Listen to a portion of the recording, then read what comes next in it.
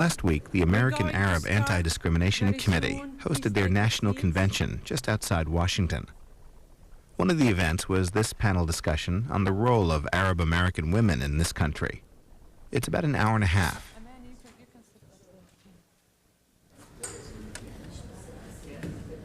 My name is Naila Asai, and I am the moderator for the panel of the role of Arab American women. It is a great honor for me as well as a pleasure to introduce 5 very distinguished women who happen to be Arab Americans. I have a lot to say about the role of Arab Americans, but I'm sure all of them will express what I have to say very well. We're going to start with a novelist, Diana Abu Jaber.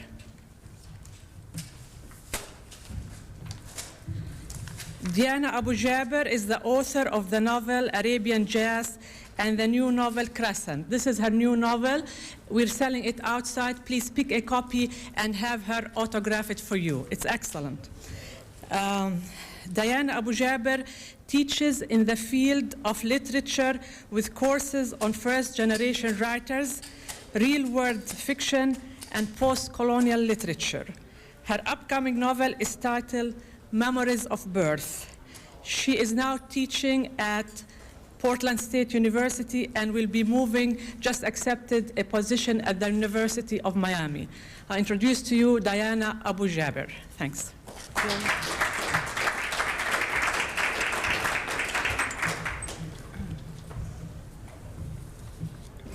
Well, I'm delighted to be here today, and thank you for coming out at this nice early morning hour. This is an exciting topic for me. It's very close to my heart, and it's very meaningful. I grew up in a family of women. My siblings are all girls, and my grandparents that I grew up with were both women. And I know that in my family that this was a point of discussion. I know that my Jordanian father was disappointed that he didn't have sons, but I don't think he could have been that disappointed, because when I was 7 years old, my parents were discussing whether or not to adopt a son. And they came to me and my sisters and they said, well, we can either adopt a boy or we can get a swimming pool. And then they let us decide. And we got a great deal of swimming practice in that year, so yeah, I think you're asking for it if you put that kind of question in front of a 7-year-old girl. My father referred to us, yes, as his harem, and so did everyone else, and that was okay. You know, that was part of the running joke in our family.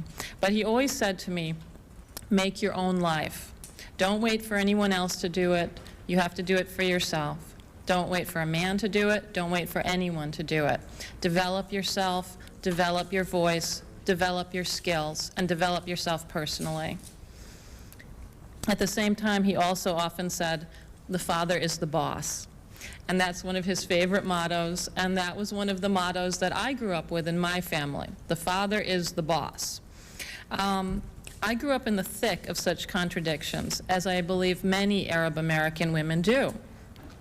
While I often hear that consistency is the best thing for children, I sometimes wonder if the push and pull of various sorts of instructions and questions and requirements help make us stronger, larger, richer people. I think that in my own writing, there are a number of different sorts of Arab American women characters. And it's interesting to me because when I give readings, I'm often asked to explain what I think of Arab American women, you know, what I think Arabs can do in America, and specifically the sorts of images that I'm trying to bring across of Arab women. And this is interesting to me. I find this an almost startling question because as a novelist, I'm simply trying to tell the truth, my truth, as I see it. I want to create characters that reflect my reality as faithfully as I possibly can. So in Crescent, my new novel, I try to evoke a wide human spectrum and have characters that are as rich as possible. If I have any agenda it is at all, it is the hope of creating Arab characters who provide alternatives or correctives to the negative media portrayals of Arabs in America. And this is a real task for us. It's very difficult to counteract negative stereotyping. That is a real struggle. And the question before us is how best to do this? What is the most powerful way to do it? I don't think that counteracting negative stereotypes is best done by putting forth new stereotypes, if you understand what I'm saying here. I'm not trying to put forward a lot of positive cliches or whitewashing. I don't think that's our business here. Our business is to put forth our reality as richly and as powerfully as we possibly can. What makes a stereotype so oppressive and so intense, I believe, is its flatness and its simplicity and its predictability. Stereotypes cast no shadows. Stereotypes are shadows. They don't have depth or dimension.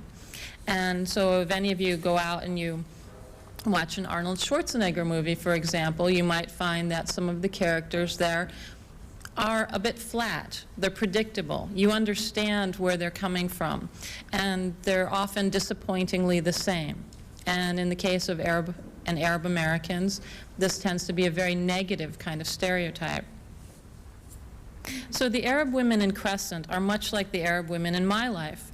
They're funny and complicated, obedient and outrageous, traditional, and quite original women, sometimes in the same person. But I believe that if the prevailing stereotype of Arab men is that of a terrorist, then that of Arab women is most likely of a silent, repressed, and sexually exotic creature. Stereotypes tend to be fundamental, and it's hard to overestimate just how much power they have. On my book tour, a number of American interviewers questioned how audacious and outspoken certain of my female characters are. And this is very interesting to me. A number of interviewers in the mainstream American media could not believe that there could be such strong and powerfully minded women characters, or women in the Arab American world. One interviewer who I spoke with was obsessed with a certain character in Crescent named Randa, and she is an outspoken Muslim who wears a veil but is also bold and sexually adventurous. And this interviewer said to me, quote, "So she is meant to be sort of magical and made up." See, she couldn't believe that such a character could actually exist. She imagined that, well, this is some sort of fantasy that you have of a Muslim woman, that she could be so frank and so strong and so bold. It took quite some convincing before this reporter could admit, at least in theory, that such a person could exist. And this is really interesting to me. It is so pervasive. I went on a book tour recently for this new novel that took me through 15 cities across the United States. And everywhere I went, in every city, all the media that I spoke to, the same questions came up. Could such a person exist? How is this possible? I simply cannot believe that there could be such a bold, such an outspoken, such a public sort of figure as a Muslim woman. In my own life, Arab women have been guides and frustrations and charmers and cooks, cautionary tales and role models.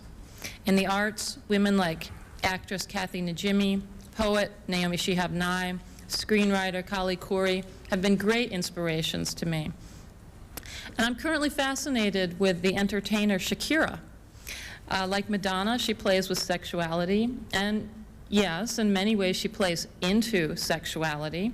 She allows the exotic to brand her, but with her smoky eyes and blonde extensions and belly dance choreography, as well as sold-out stadiums, she is the living proof of the possibilities of defiance.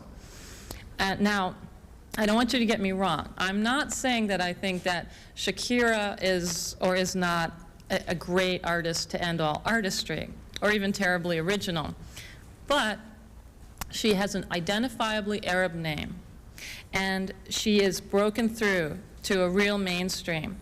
And I believe she is important, if for no other reason, then she has managed to crack open the old stereotypes, and she's given thousands of Arab American girls and boys something to sing about. She's given tens of thousands of Americans a new glimpse at Arab culture. I think this is important, something to look at. And I believe this is one of the best things that Arab women can do right now. That's redirect, refocus, change the discourse, complicate the conversation. When women like educator Donna Shalala or activist Rania Masri, or the esteemed women on this panel that I'm so honored to speak with today, stand in the public eye and they show us passion and intelligence, it shatters the old ways of thinking about Arab American women and about America in general. This summer, Ms. Magazine is going to publish an excerpt from Crescent.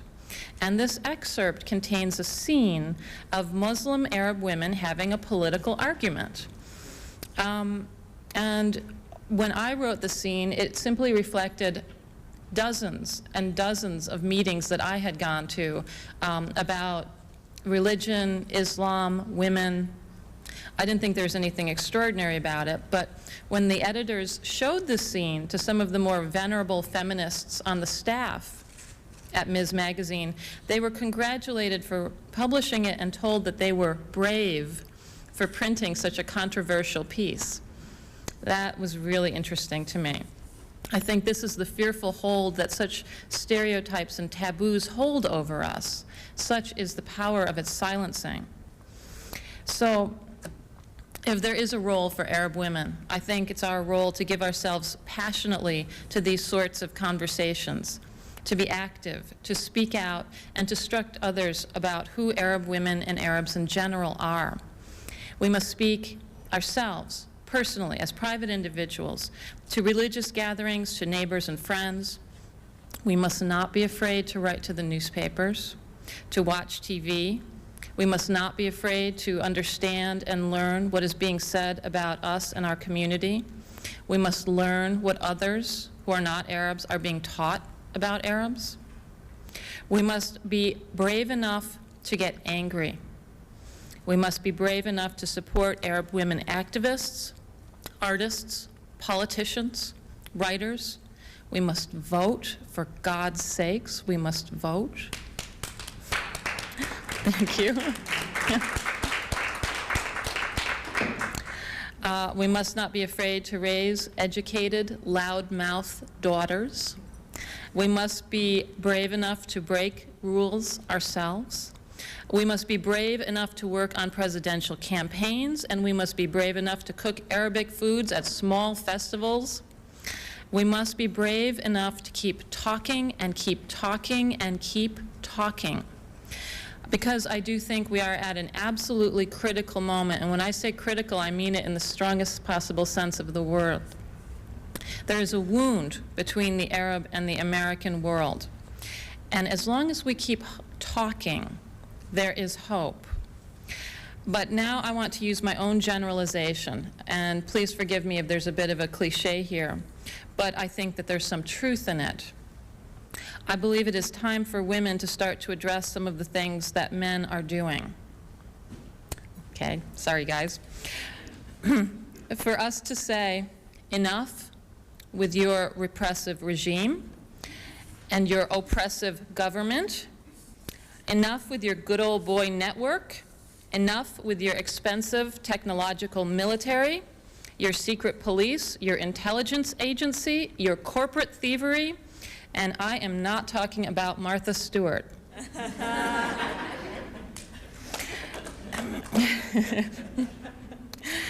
It is a uniquely American luxury to be complacent, to be at ease, to sit back and say, oh, all that trouble, it's out there somewhere. It's in another place, it's in another time. It's too much trouble to learn about. It's too upsetting to think about. How many times have we turned off the TV or not opened a newspaper because it's too upsetting? And there's truth in that. I have done that myself many times. But I would like to end my piece by saying simply this. Arab American women cannot afford the luxury of complacency.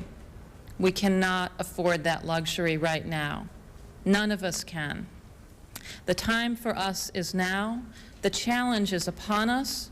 And to paraphrase Audre Lorde, our silence will not protect us. Can I say that again? Our silence will not protect us. Let's make our voices heard. Thank you.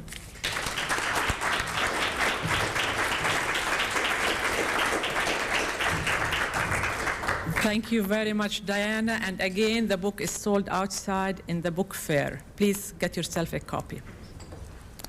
Next on our list is Randa Fahmy Hudome, she is the Associate Deputy Secretary of Energy, and her duties involve advising Secretary of Energy Spence Abraham on all aspects of international energy policy.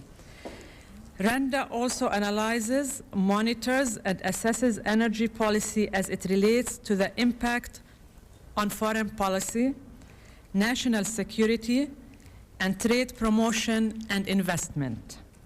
She served as a principal surrogate for the Arab American community during the signing of the Declaration of Independence of Principles in 1993, what we know as Oslo.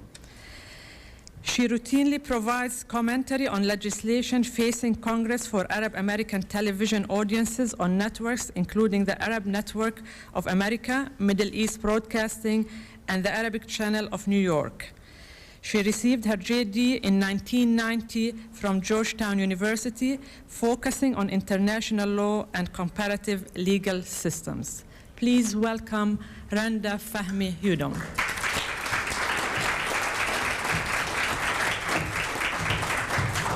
Thank you very much, Naila. First of all, I'd like to say also that I'm very honored to be speaking with such an esteemed group of women. When Ziad and Naila first asked me to speak on this topic, my first reaction, interestingly enough, was I'm not sure being a woman involved in politics is any different from being an Arab American woman involved in politics. My experiences, I would say, are somewhat typical for a woman climbing the ladder on the political realm. However, I chose something different from most women and somewhat most men in our community, in the Arab American community, and that is to marry my culture with my political beliefs. And it's been quite a ride.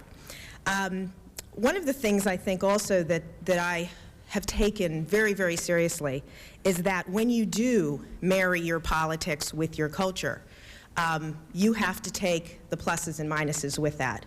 I had decided quite early on in my career that I would do this and I would wear it proudly, as I say, proudly on my sleeve, that I am an Arab American and that I would advocate politically for the issues that I personally believed in. I can't sit here and tell you that it has been easy or that I have accomplished everything that I could have or would want to, both personally and for the community. But I generally have had a very positive experience. I've learned lessons along the way. I look back on both my educational and my professional experience, and there's certainly more that I want to do. But I thought I would go through a little bit today of what my experience was politically and the lessons that I've learned along the way for both the women in the audience who are maybe thinking about going down this path, or for the men who are very interested in politically what it is like to be a woman in this sphere. Growing up, I would say I probably had somewhat of a traditional Arab American growing up in the sense of I grew up in a small town in Pennsylvania.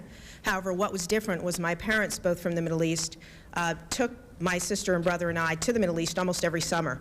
We traveled quite extensively throughout the Middle East. When my friends were going to Disney World, I was going to Beirut and Cairo and Tehran.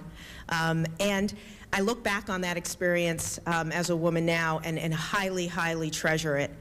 It is something that I urge all of you to do to make your children aware of their culture. I intend to do that with my daughter. I have a 5-year-old daughter, and I intend to do the same with her because I want her very much to know her culture and her grandparents' culture. And it was an incredible experience that I think made me what I am today. I went to college in a small town in Pennsylvania where my father was dean of the graduate division of the university, and I studied political science and international relations. It seemed to be a natural. I had had an interest in politics, believe it or not, since 1974. Now, I know you're going to probably think, wait a minute, how old is she? I was 10 years old then, and my first memories was of President Richard Nixon resigning. My father called me in and said, I want you to watch what's going to be a piece of history. I was enthralled before that summer with the Watergate hearings, and I knew that there was something in me saying politics is where you want to be. I worked on campaigns through high school and through college. One of the great experiences I had, and I would urge all of those who are in college or in graduate school to do internships. Internships really is what made me in college. And I had wonderful internships, both with the legal side of things, because I was thinking about being a lawyer, and with the political side. I came to Washington one summer when I was a junior in college and interned with my senator. It was then Senator John Hines from Pennsylvania. He has since passed away in a horrible accident, actually. But I think the internships are really what shapes you as a young college student, and particularly, as I said, if you're interested in politics, really seek that experience because it's very good practical experience. There was a part of me, I think, while I was in college that knew I wanted to go to law school. My idea back then, it sort of still is, all lawyers are politicians, all politicians are lawyers. There was some sort of connection there that I knew that law school had to be the next step for me. Took a little time off after college, actually, because I got very involved in a campaign, a congressional campaign in Pennsylvania, young candidate. I was young. We were all young and idealistic on the campaign. It was where I was from in Pennsylvania. Wonderful experience. I learned how to raise money. I learned that politics and money, again, are very important to each other. We had lost that campaign, but it was a great experience for me, and I went on that next fall to go to Georgetown Law to pursue my legal degree.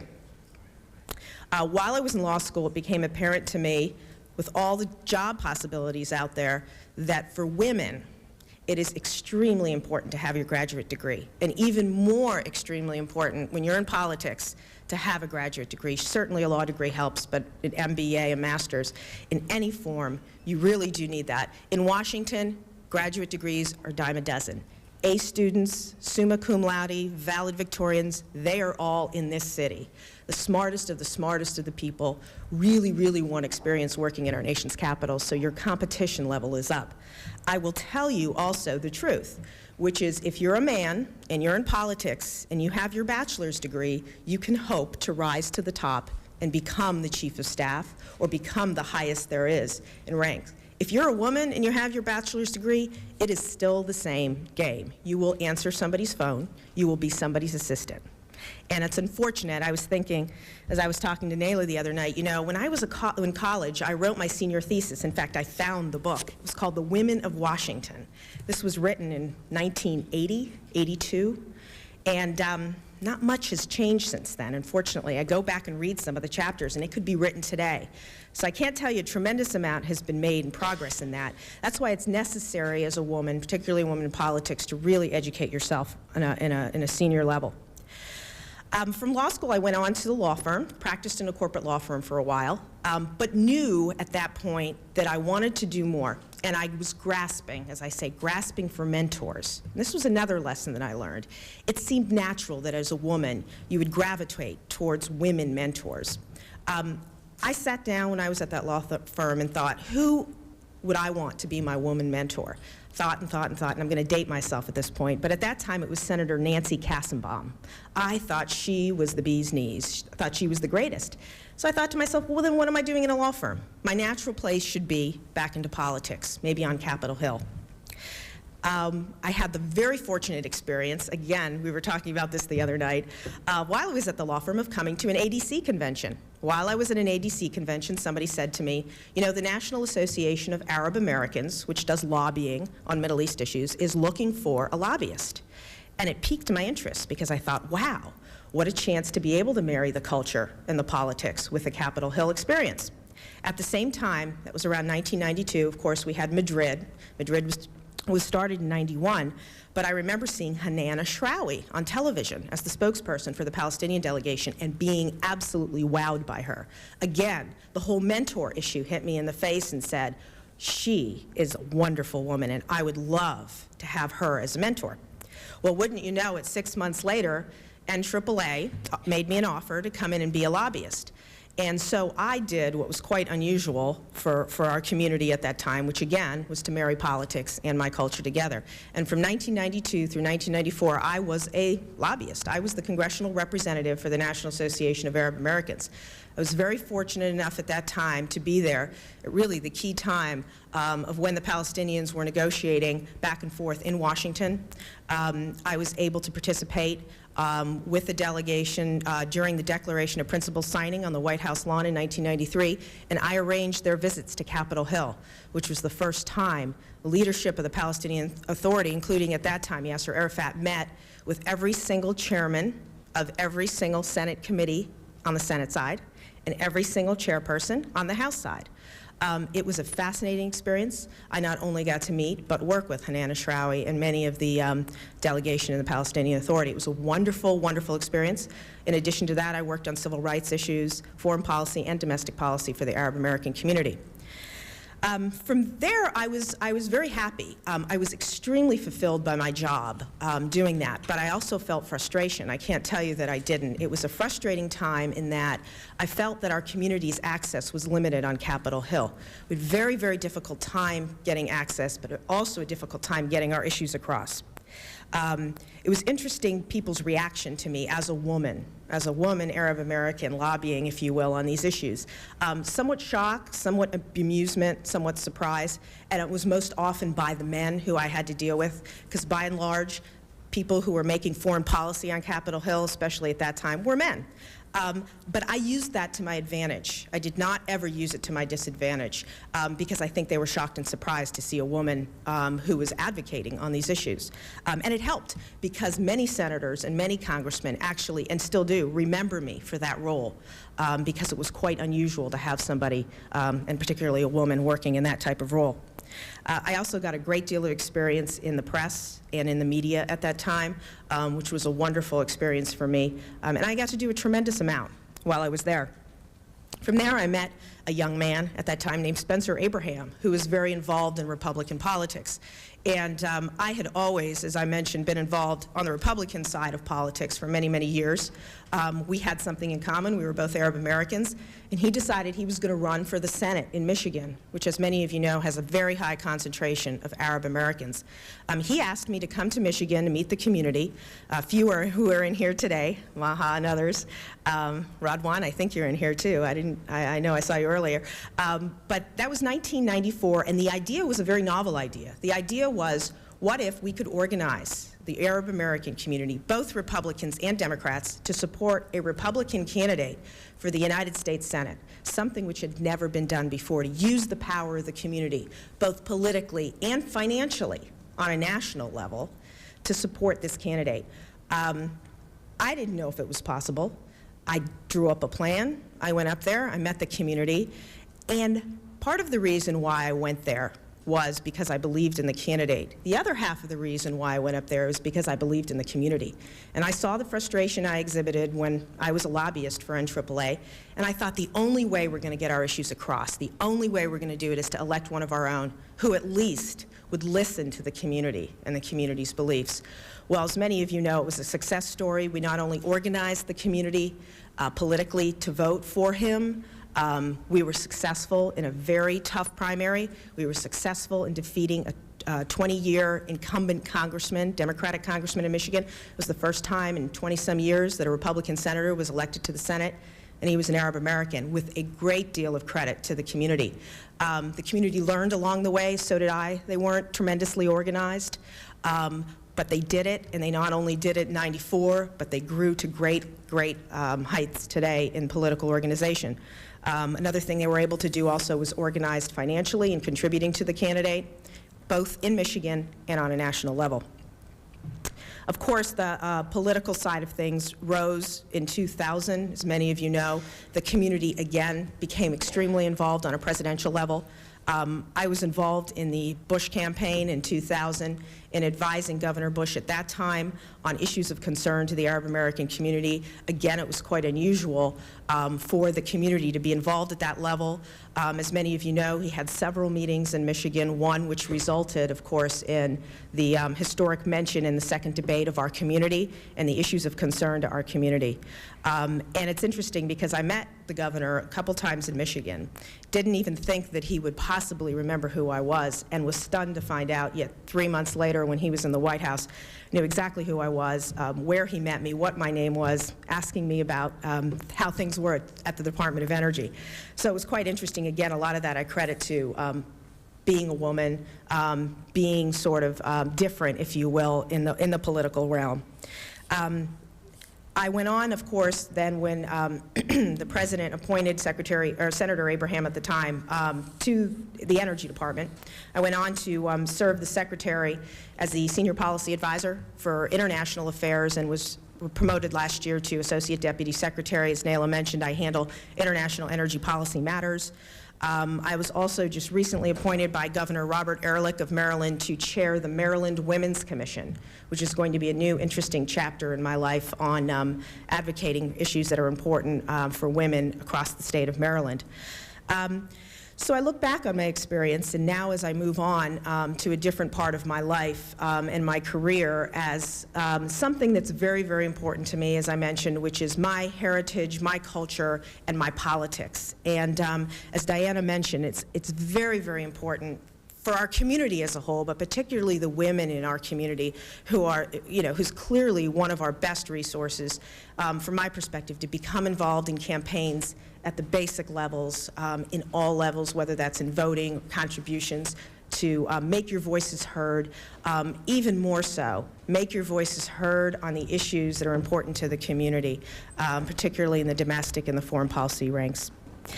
Thank you very much. I appreciate this opportunity to speak, and happy to take questions after the panel's over. Thank you.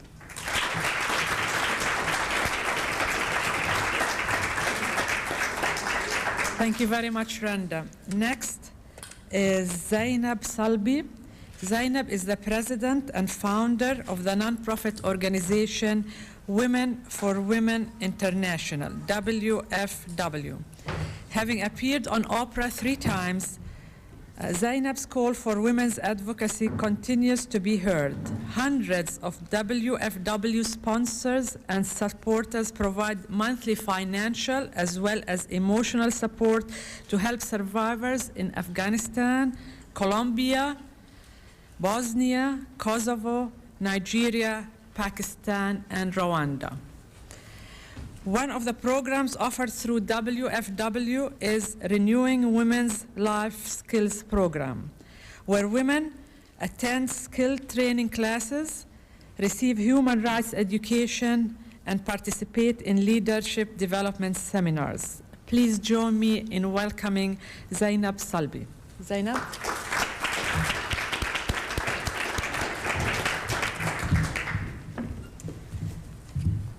Thank you for the introduction. As Naila said, I have been featured 4 times on Oprah Winfrey Show, a documentary on MSNBC, honored by President Clinton for my work. In Bosnia, I go 90% of my time, travel all over the states, giving speeches and receiving awards. And this is the first time I'm invited to an Arab American community. So I don't know how to say about it. It's an honor to start with. Thank you.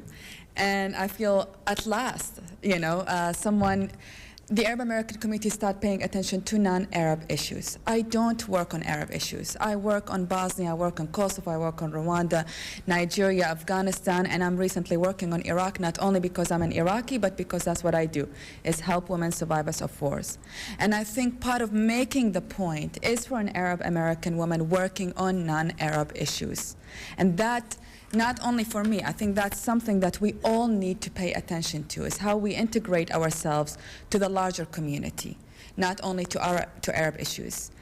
I'll talk actually about some of my challenges and some of the fun part of doing this work and the inspiration part of this work.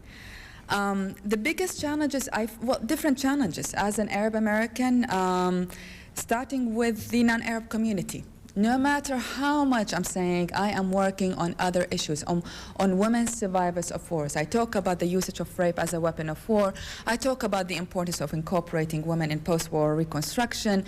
And I am still singled as an Arab woman. I cannot tell you how much the media ask me, so you must be a unique woman in your community, right? And, you know, as we all see in here, I am not a unique woman. I grew up actually with every single woman in my life, very strong woman and very independent woman. I grew up with a mother who refused to teach me how to cook and clean because she said, no man should expect you to know that just because you're a woman, you know? I had to learn it the hard way, though. Many overseas calls, mother, how do I make this dish, you know? And that was in Iraq. I grew up all my life in Iraq. Actually, I was here only 13 years ago. And so how to face that challenges, that, you know, you are not what is perceived by the rest of, by Americans at large as what the image of an Arab woman. In many ways, I tell Americans that we have our own burqas. The political burqa in which we see the world like this. I don't know if any wore burqas. I was recently in Afghanistan and I tried it on, and it's a horse blinder. You cannot see anything on the side, you can just see on the front, and it's a window to fabric kind of thing.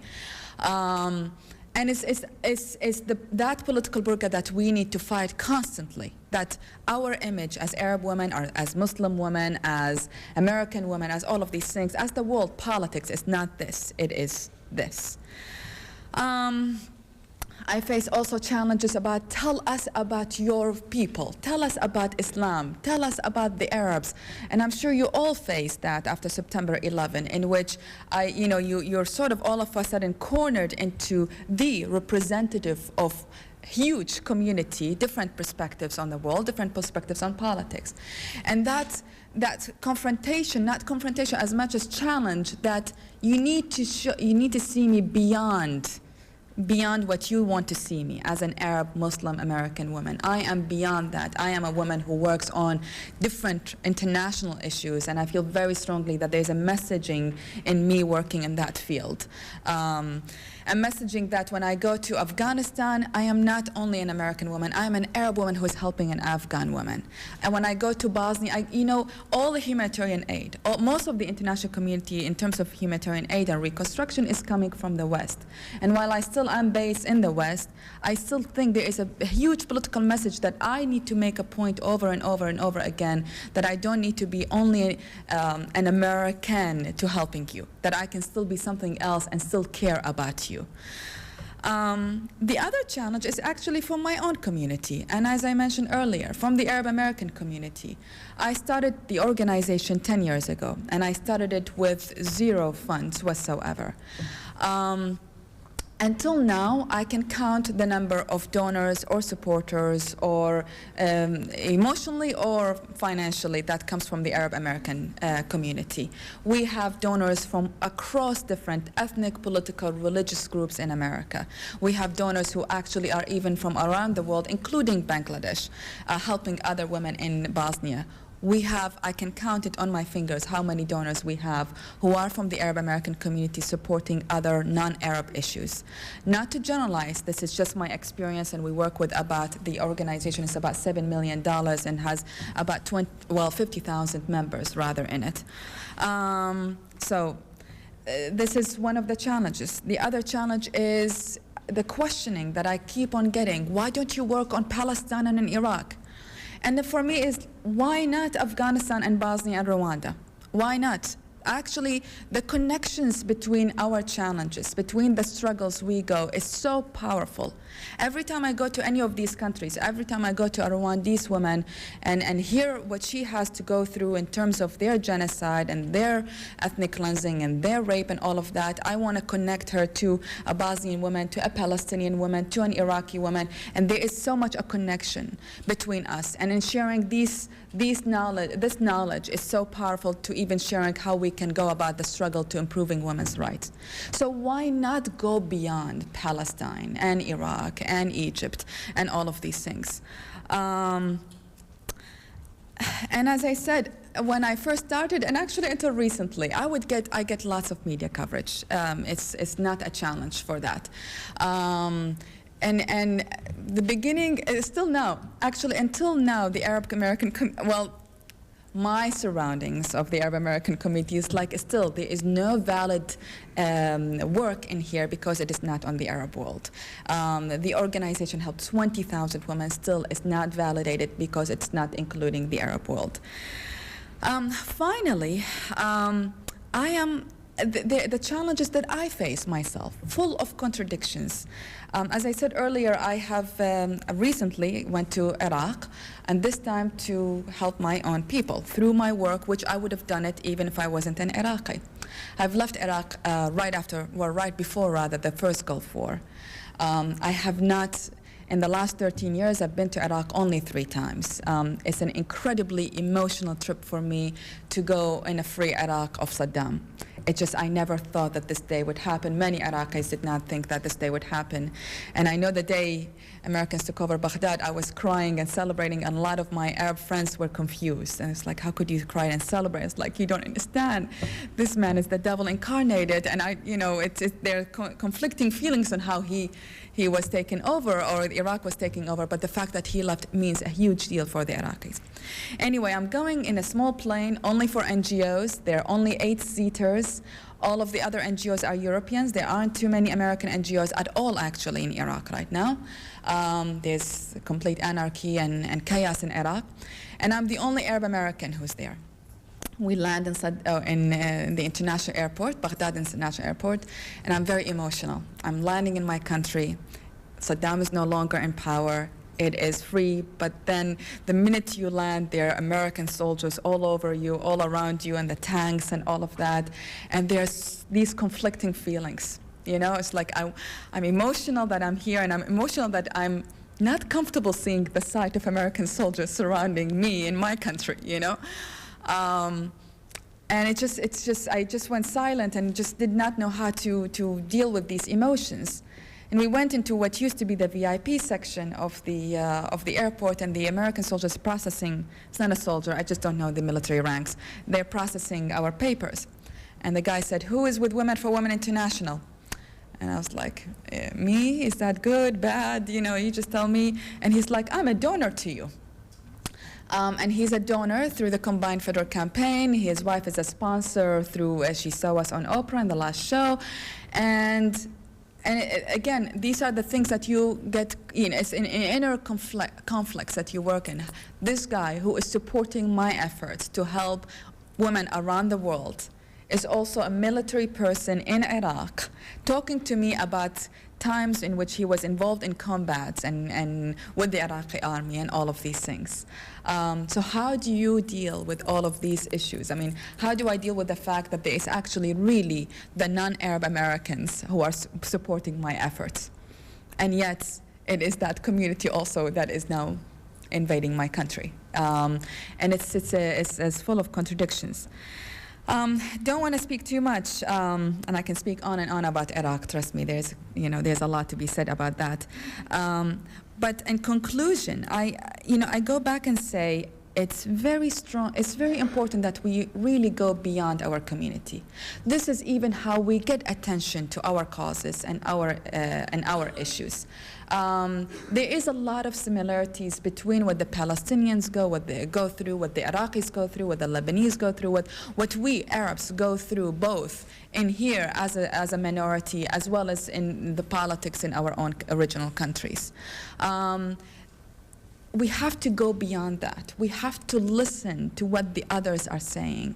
We have to connect with the others, and that's how we, in terms of both service delivery, sharing our resources, as well as receiving knowledge. There is a wealth of information in South Africa. There is a wealth of information in Rwanda, in Afghanistan, in Bosnia, in Kosovo. And a lot of times when I even now when I went to Iraq, I was like, listen, we need to learn from them. We need to learn what the challenges they went through, and the do's and the don'ts in post-wars. And they're like, don't compare us to these countries. These are nothing. You know, these are poor, ignorant countries. Well, they are not. There is a wealth of knowledge that we can take from there. And there is a wealth of knowledge that we can give as well. And giving is maybe going beyond our self-centered causes. You know, that's how we connect ourselves to the larger community. That's how we bring people and learn and teach them about our issues and our challenges. I see my role as doing that, even if it's a drop. Through Women for Women International, Naila just mentioned a little bit, we do three-pronged approach. We match women, mostly in the States, actually North America, with women in the countries that we work with. Each sponsor sent the matched sister $25 a month and exchange letters between them. And there's a lot of cultural exchange that goes on between the two women in the different cultures. In the meantime, we are providing technical vocational skills training to the recipients, intensive women's rights training, leadership training, business training. This is all in one-year program, and they graduate through income-generating opportunities through microcredit or cooperatives or anything like that. We're helping women move from being victims to survivors to active citizens in their own communities, and the stories are marvelous of how these women, what we perceive, and as a lot of Iraqis say, don't compare us to these Rwandese poor, ignorant women. These are very powerful women. There's a lot for us to learn from them. So how can we be part of that bigger world is in many ways the secret for getting the attention for us, for our causes. Thank you very much for giving me this opportunity.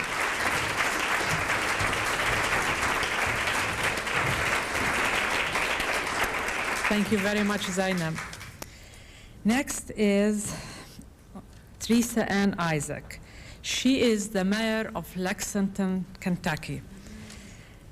Teresa Ann holds the distinction of being Lexington's longest-serving vice mayor, having held that office from 1993 to 1999 before being elected mayor in 2002. She served from 1999 through 2002 as executive director of the Lexington Fair Housing Council and taught at Lexington Community College, where she still continues to teach one class while serving as mayor, very much like a woman. Sports writers at the Lexington Herald Leader named her one of the 30 most powerful people in sports in Kentucky. I'd like to hear about that. She was also the Lane Reporter's Reader's Choice for Most Likeable Politician. Please welcome Teresa Ann Isaac.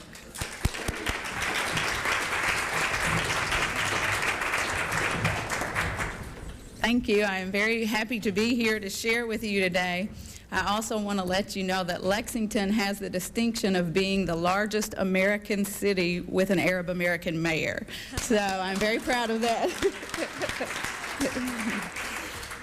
I can speak about my role as an Arab American woman and share with you my experiences and what I try to do as an Arab American woman. I entered politics in 1989. I ran for council at large, and then ran for vice mayor, and then ran for mayor, so I've moved progressively up. And the whole time I've been running, I have been blessed to have the support of the Arab American community in my state and across the country, and I'm really here to say thank you, because I appreciate the many campaign contributions I've received from around the country, the support I've received in my own community, and I think that's important that we support each other, and I'm hoping there may be other candidates sitting here, or potential candidates, that we can encourage to run in your community. One of the things that I work on a lot as mayor is trying to promote business opportunities between people in the Middle East and people in this country. And so it was my distinct pleasure yesterday to host Sheikha Lubna Al-Qasimi, who is the CEO of Tahari.com in the UAE. And I serve on the World Trade Center board in Kentucky. So we hosted a lunch for her in Louisville and put her in contact with a lot of our Louisville business leaders. And then I hosted a luncheon for her in Lexington with 50 women business owners in Lexington, many of whom are Arab American, so that they could see a strong, powerful Arab woman from the UAE. And she's really quite remarkable. She's the head of all e-commerce for the UAE, and she was a wonderful role model for the business leaders in my community and really changed the way people think of Arab women when they saw her come in and explain everything that she's doing. And then she did a presentation for us, and she flashed up on the screen her staff at Tahari.com, which was about 50% women. And so especially the women business owners like that. Also in my community, we have a tradition of horse racing, and so the Maktoum family owns several farms in our community, and they are a major part of our economy. And so we care very much about continuing that relationship with them, and they have been good for our community. And so we try to keep those doors open for business between Kentucky and the Middle East. I also spend a lot of time trying to promote friendship among diverse groups. We have the University of Kentucky in my community, so as a result of that, we have a lot of foreign students that come in. We have a lot of professors who come in that are of different nationalities, and then a lot of people end up staying in our community. So we have a very rich, diverse population there of Bosnians, Filipinos, every kind of ethnic group that you could imagine, Chinese, Japanese. We have Toyota that's in our community. And so I really, as mayor, try to make everyone feel welcome. And why I feel so committed to doing that, I am a second generation in this country. My grandparents came into eastern Kentucky in the 20s, and I know how they were received when they came into Harlan County, Kentucky, which, if you're familiar, is in far eastern Kentucky, also known as Bloody Harlan.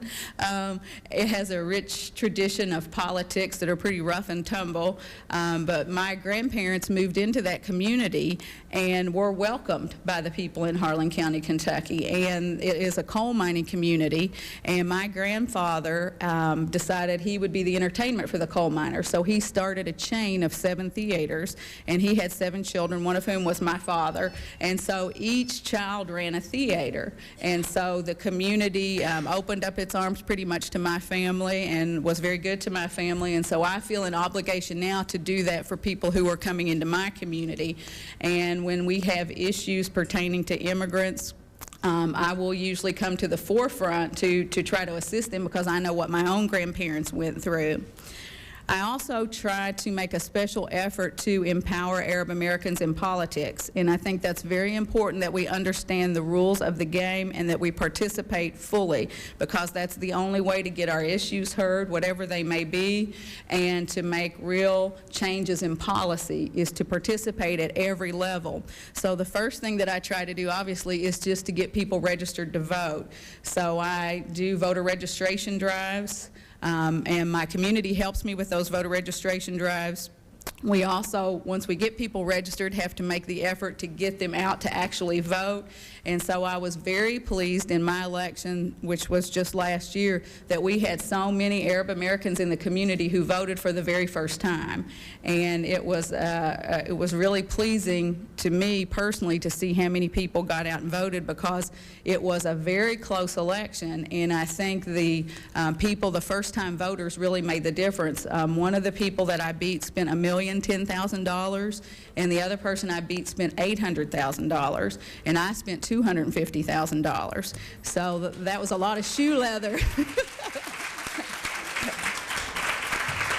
So it can be done. It can be done when everybody pulls together and works hard.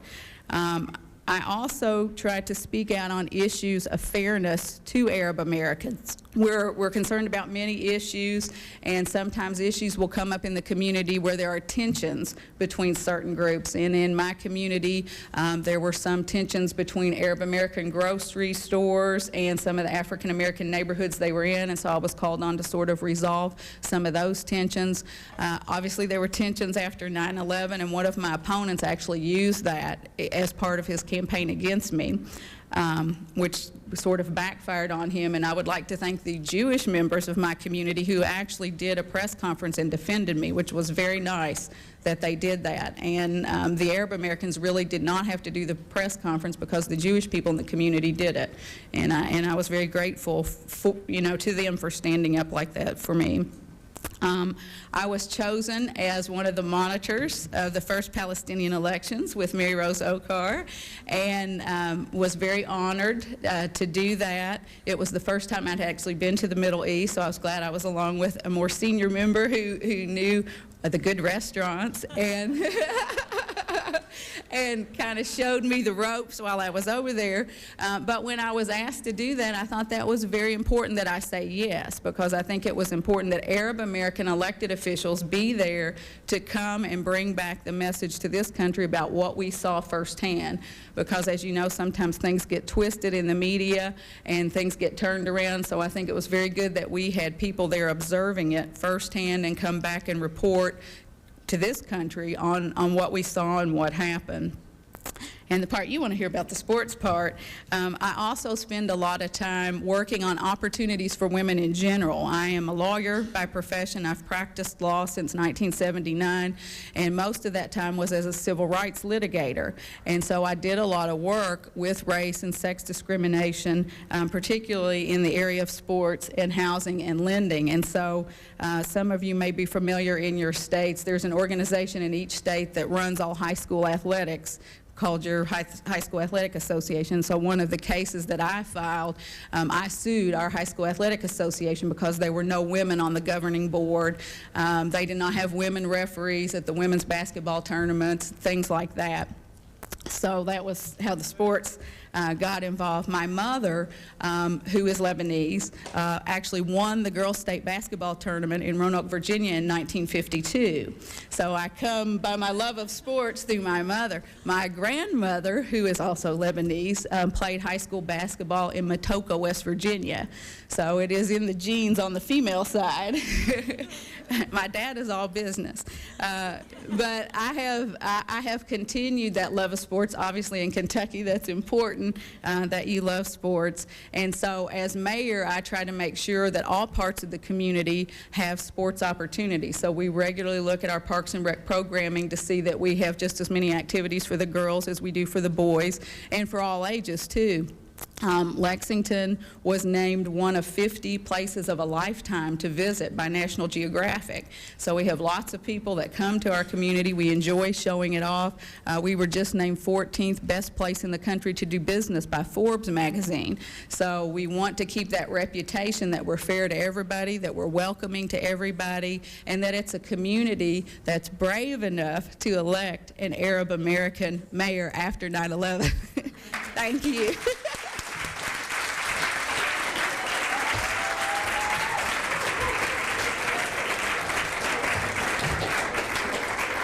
Now we know why she's the most likable too.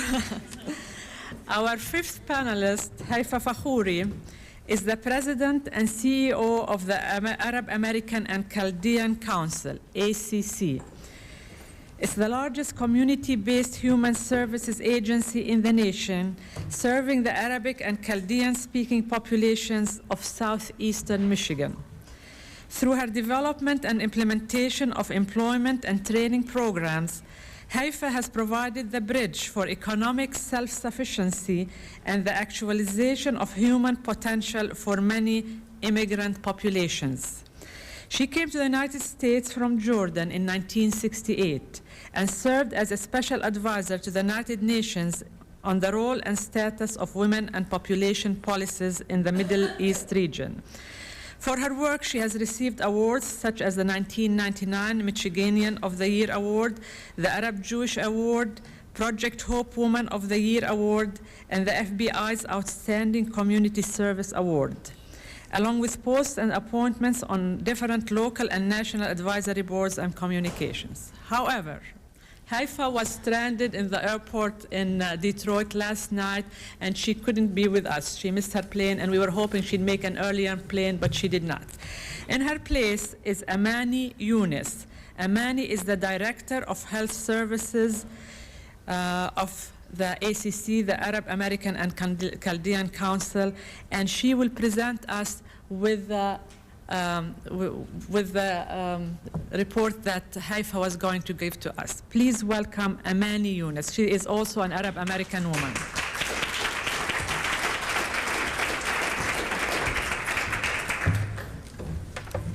Thank you, Naila. And I wish I was hearing the stuff that you had to say about Dr. Fakhouri, and I was like, I wish that was me. And speaking of women mentors, she's certainly my mentor. I really am privileged to be talking on her behalf this morning, and I'm very privileged to be talking with this very, very, very distinguished group of Arab American women. Again, I apologize for her absence today, but I was able to get onto a flight last night that brought me here at about 2 in the morning, and I knew that she was on a flight after mine that got canceled, so I said, please give me the laptop. And being the only one from ACC who's, other than Dr. Fakhouri, who was the female, I insisted on being the one who would speak on her behalf. Now, the role of the Arab American woman in American society, and I'd like to stress sort of the living model of ACC and her experience with the Arab American and Chaldean Council. A quick background about Dr. Fakhouri. Fakhouri came to the United States from Jordan in 1968. She attended Wayne State University. She's a graduate of Wayne State University in Detroit. And in 1974, she started working with the International Institute of Metropolitan Detroit. She worked with them as a community coordinator. She also, in 1975, became an advisor. She was very involved in the International Women's Conference that took place in Mexico City in 1975, and she was there an advisor to the Arab Women's Organization.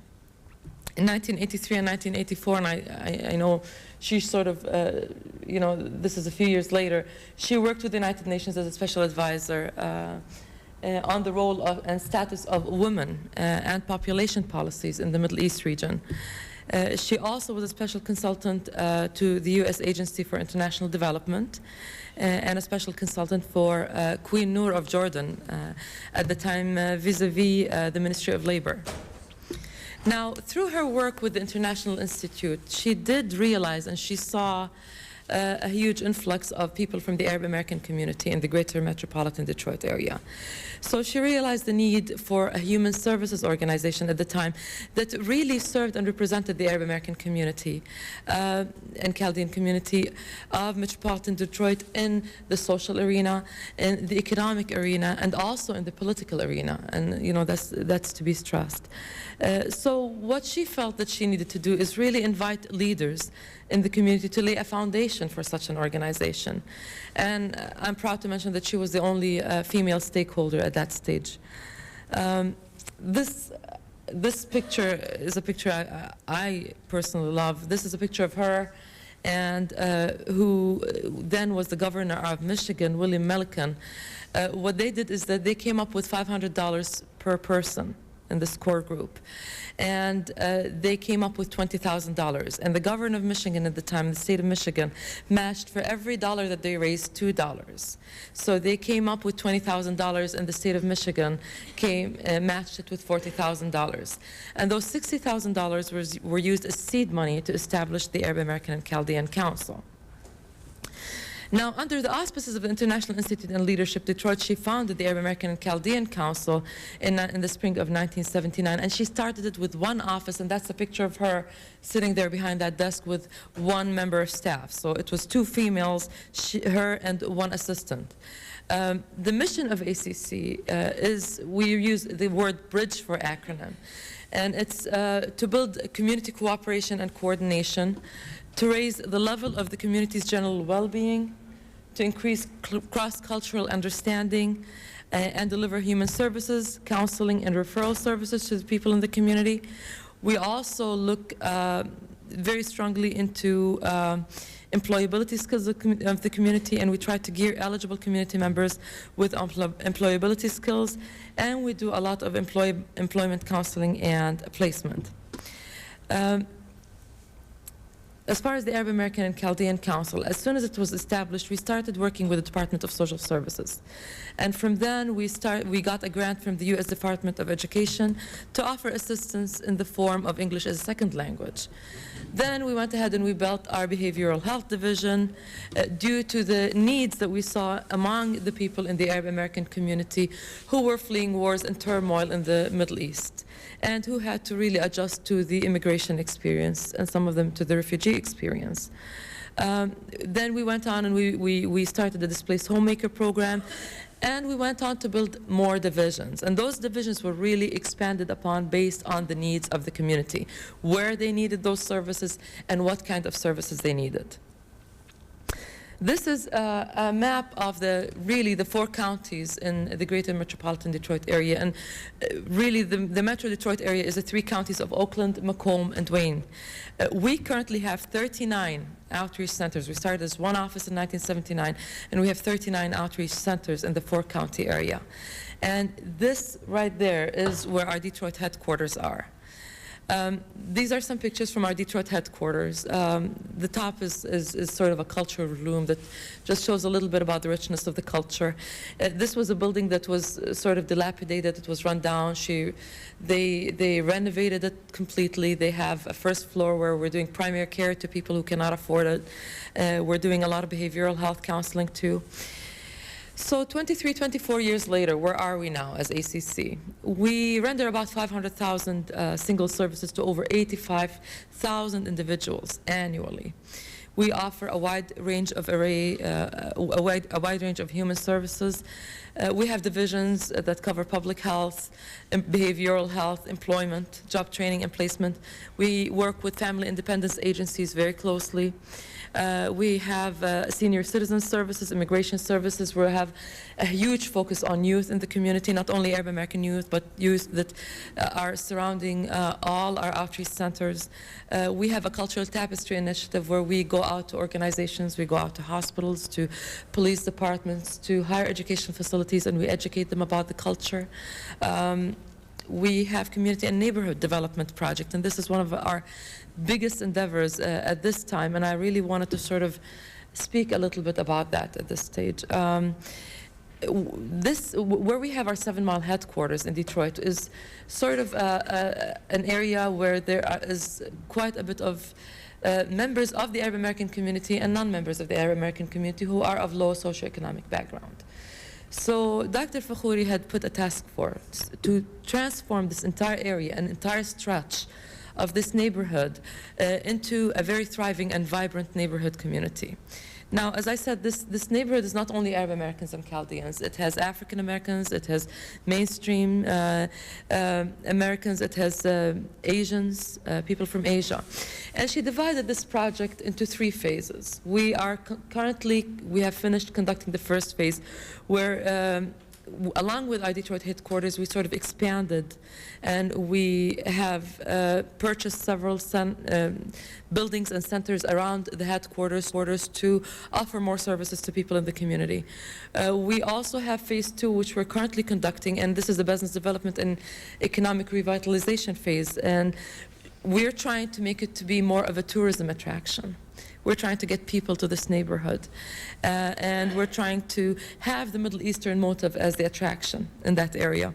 The third phase is really going to be neighborhood renewal. We're going to be trying to rebuild, we're going to be rebuilding some homes. We're going to be trying to make it enticing for people to move into that neighborhood.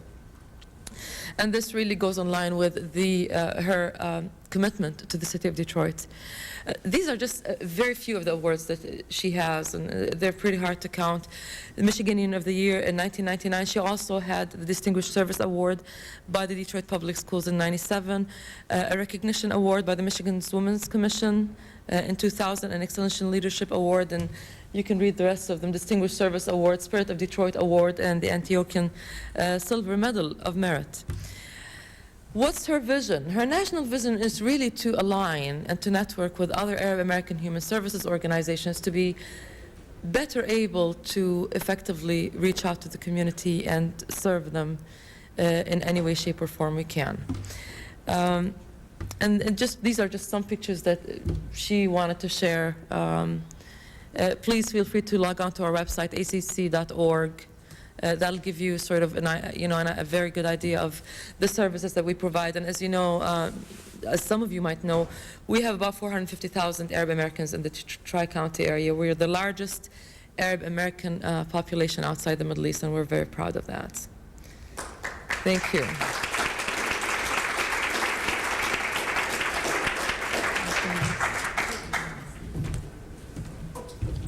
Thank you very much, Amani. And now we start the question and answer period. Please line up over here and take the questions. Comments are welcome, but please make them brief.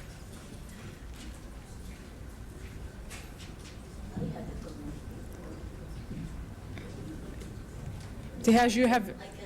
No, there is, here, there is. That's okay, but we're on TV. We're covered on TV. We need it to be. You see, with all due respect to all the nice young ladies who spoke here and who gave us very good information about their work. Could you put the speaker closer? Yeah. Okay. All right. Okay. Well, I can speak without anything. But they're complaining in the back. Okay. With all due respect for all the speeches we've heard from the nice ladies who told us so much about their work and their experience in life. But I like to hear something from them about how the young ladies in this culture from Arab origin, how could they defend the situation and defend their situation, and why no one of the ladies mentioned something about educating themselves about the culture of the Middle East. As a professor who's teaching and seeing all sorts of girls as well as boys from the Middle East, and none of them know their culture. How could they defend their culture, and how could they do anything if they don't know their culture? So that's something which I would like the young ladies to deal with and to talk about. I have this in many of my papers which I've written, but educating the young generation in our culture is the most important point which they could use to convince other people about ourselves, not just to say, I did We'll this go or through that. the panelists and see what they have to say. Thank you. The question? The question is, how do you educate the younger generation about the culture? The kids who are growing up in this country, how do you educate them about the culture? And I'm going to go through the panelists and see what they have to say about that. We start with Diana. Let's see, does this work? Yes. Well, it's a good question, and I think there are a number of ways to go about it. I think that one of the best ways to do that is to encourage our young people to go to college and to go to graduate school, as was mentioned earlier, and that we are seeing a kind of renaissance of interest in multiculturalism in general, and I do believe that part of that interest is leading us to developing programs in Middle Eastern studies and Middle Eastern literature and Middle Eastern history and politics. And with those sorts of programs, there is more opportunity and there's more encouragement for our young people to begin to embrace some of those stories. When I began writing, I didn't have really any role models. I began writing by looking at writers like Toni Morrison, Louise Erdrich, Maxine Hung Kingston. They were women who were very important to me, but they were not Arab women. And that is something that you have to have a kind of slow, gradual accumulation of influence, I believe. By holding up, by having role models like writers like Naomi Shihab Nye, for example, I think there is possibility, and that young women and young people begin to embrace and feel pride in their heritage. We need to encourage public expressions of Arab pride and Arab culture in order for the young people to feel really excited about learning and exposing themselves to this information. Thank you. Amani? Yes. Is the mic on? Can you hear me? From a human services organization perspective, I know that we're focusing a lot on youth. We're focusing a lot on youth. And as I said, as well as Arab American youth, we're focusing on youth in the mainstream American community. One of our focuses is really to try to really get collaboration and appreciation of the Arab American youth, of their culture, and also get appreciation and collaboration between the two groups of youth, because there are some areas where we're not seeing enough collaboration. We're doing several programs, from summer youth programs to programs in school, where we're really trying to get this dialogue going with the youth, where we are serving as role models to those youth, and we're trying to get, number one, a sense of pride. We're trying to work with the parents of those youth to not only try to enforce things and have issues where we're seeing an increasing gap between the parents and the youth. We're trying to help parents sort of keep this dialogue going with youth so that we can have a very healthy upbringing of our youth in a way that they are very contributive to the society at large and not lose their sense of heritage. So we are doing it in several youth programs, and we're going to keep doing it. Thank you. Randa, would you like to? Sure. I obviously am a firm believer in formal education, and I think as a result of post-September 11th, there has been a growing interest in Arab American culture. There have been attempts by universities, even high school and grade school levels. For the first time in the Washington area, there is a school who's offering Arabic as a second language in addition to Spanish and other languages. And so that's important, certainly. But I also think there's the experience side of things. There is the responsibility begins at home with you and teaching your children the culture. It also will stem from experience, too. I mean, a lot of what I learned about the culture came from my professional experience as well, and there's certainly the ability to do that.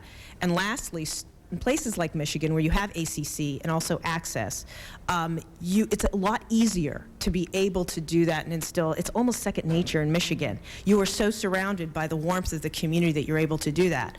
I know, if I can mention, one of the things that Access is doing is establishing this Arab American Cultural Museum, a museum about the accomplishments of Arab Americans. That's how the kids are going to learn. Take them to the museum and show them what great accomplishments Arab Americans have had. And so I think that there is both the formal education and what I would call the informal that has the ability to do that. Thank you. Mayor Teresa?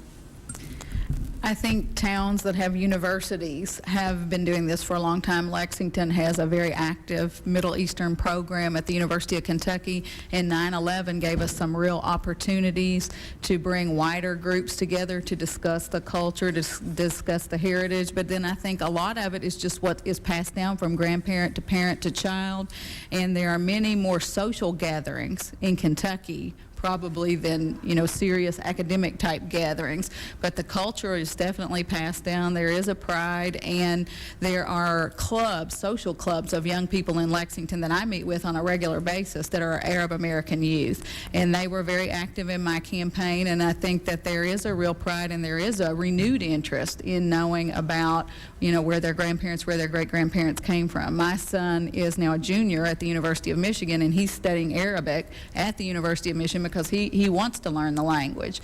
And when my grandparents came over, they wanted us to speak English, and so as a result, I only know the bad words and food, but that got me by in Palestine. Okay.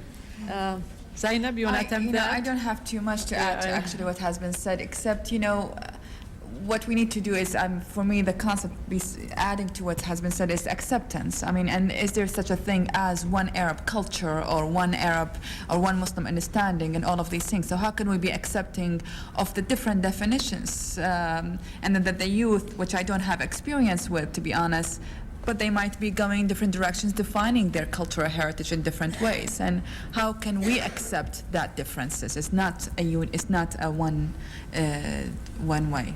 But I'll take another question. Thank you. I'll take, okay, over there, yes, sure. I'm Bash Faron from Baltimore, thank you. My question to you, if you noticed the amount or degree of difficulties Arab American women, whether they are Muslim or not, in incorporating in American society. For instance, a woman who would be Muslim would not drink, would be conservative by behavior and by attire.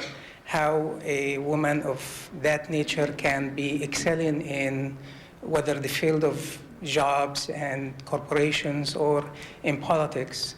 A person who doesn't drink and runs for office, what do you do if you are in a gathering where they are toasting and the person doesn't drink? A woman who's conservative does not accept sexual advances, where maybe another one might tolerate it a little bit more. I wonder if you can give some insight on that. I would add a woman who wears a headscarf and trying to apply for a job, I mean, the challenges go across sectors.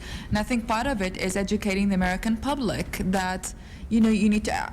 I'm the president of the organization, and between now and then when we have someone applying with a headscarf, I have to fight with my employees that they don't stereotype someone just because of that. I mean, we're not even going at the level of drinking or not drinking, we're going level of just physical appearance. So how can we educate the American public that the headscarf is by no means anything. It's not an imposition of women's liberty or women's movement in the public sphere. And a lot of it is our role educating the American public in as many ways, from writing the books to doing the documentaries to doing speeches about acceptance and about the different definitions of Islam and what does that mean. My solution for Arab American women who are conservative or have conservative values is join the Republican Party.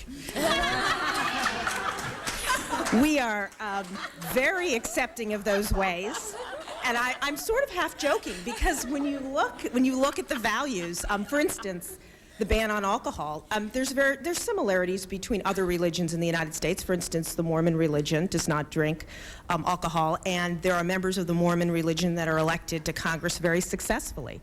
But I would tell you that there are some barriers to women in general, more so barriers to women who perhaps have conservative values that are in the workplace, and that is difficult too. But I would say, being a lawyer, I have a great deal of confidence in our justice system, and I think that our ability to enforce those in the workplace through many of the agencies, both within our government and our private sector, will protect those women and have protected those women, and I think they've successfully been able to use our justice system if there is a sense of discrimination. But I think Zainab's right. There takes a lot more acceptance and women getting out there and being very proud of that. Thank you. Naila, over there.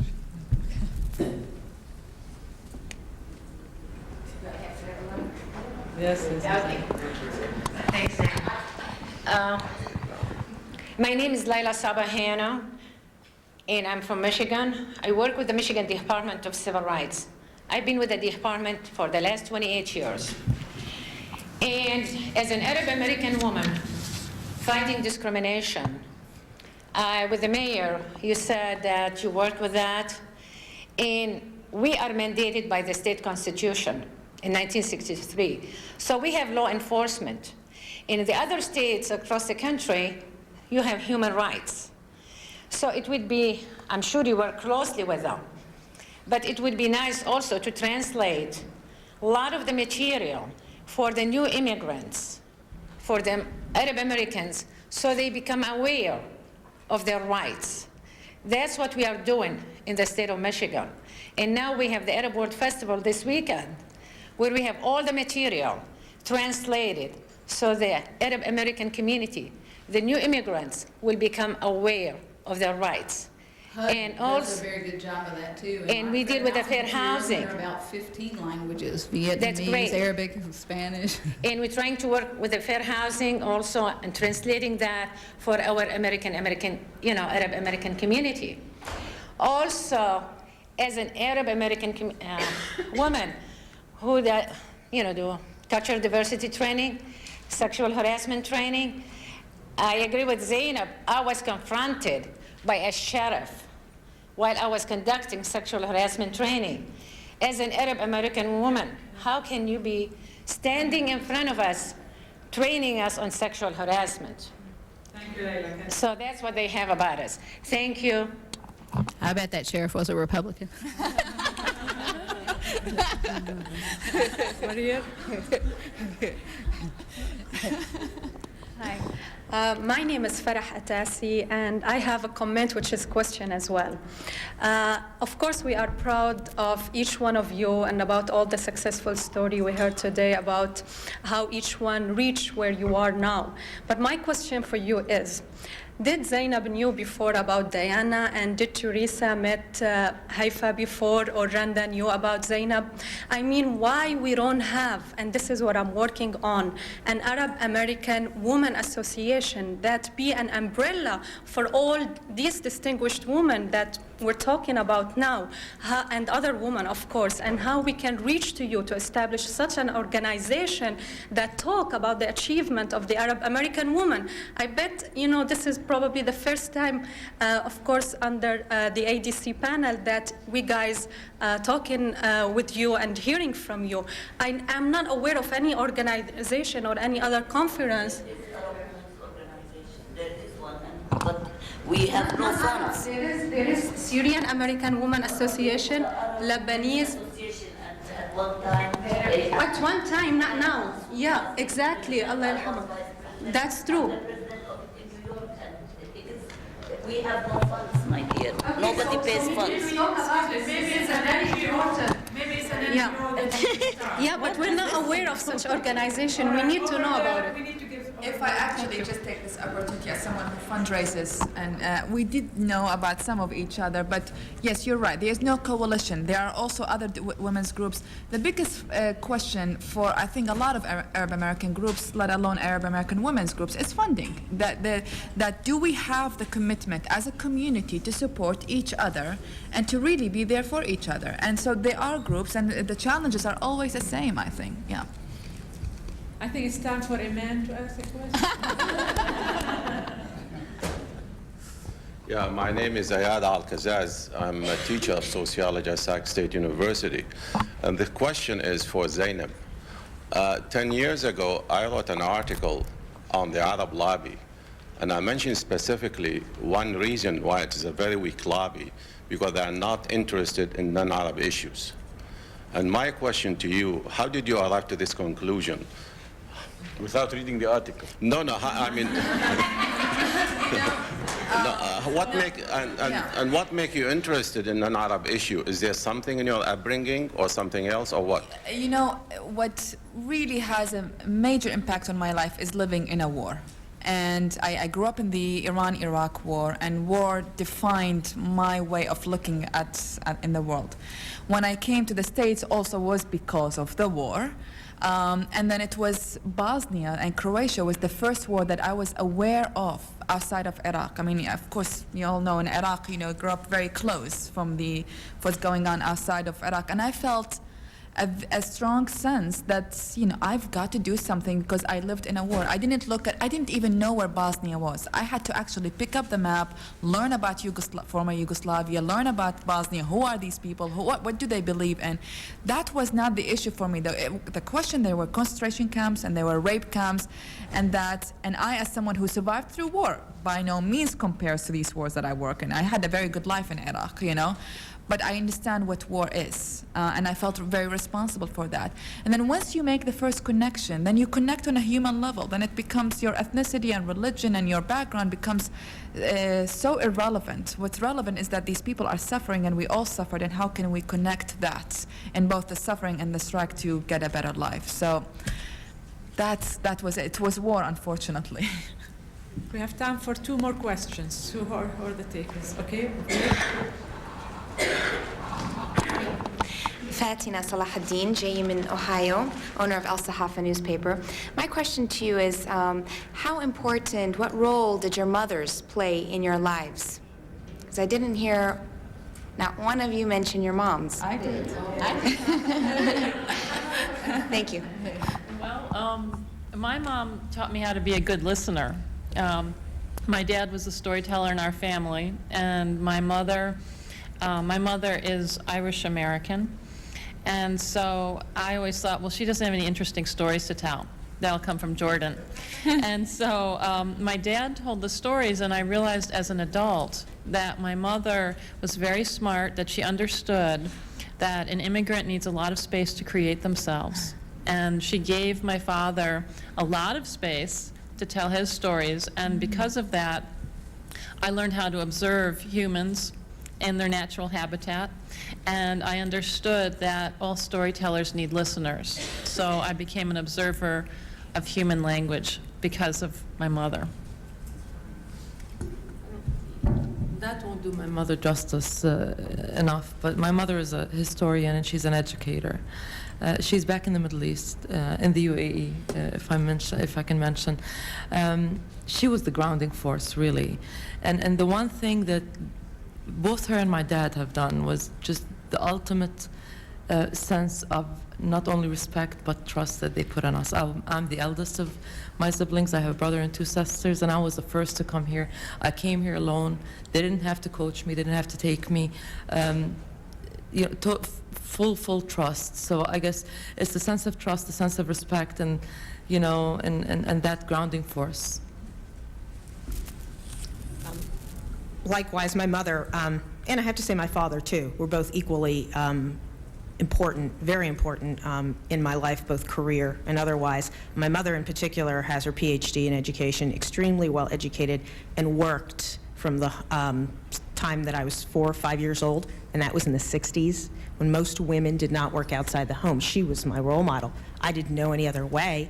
And she taught me the importance not only of education, but of career and having your own career and being independent, and always encouraged me to speak my mind, never told me, not to speak up, never told me not to go into politics because it wasn't the right, career to go into, never discouraged me, only encouraged me, and continues to do so today.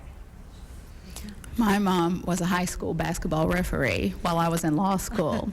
And from going to her games, it helped me in politics, because I learned that when you're on the floor and you make the call and you make the right call, you don't let anybody intimidate you no matter what the crowd is yelling. And that was the best lesson for me in politics.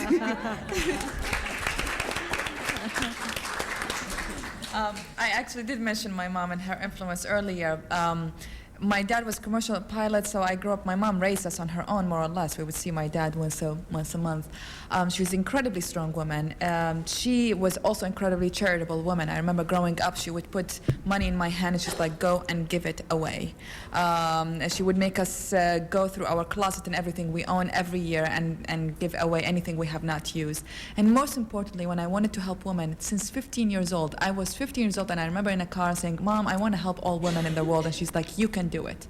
So that belief, that there was never a limit for what I could do, as far as she installed in me, and that for that I think that I could do it, and I am doing it. One last question over there, the young lady.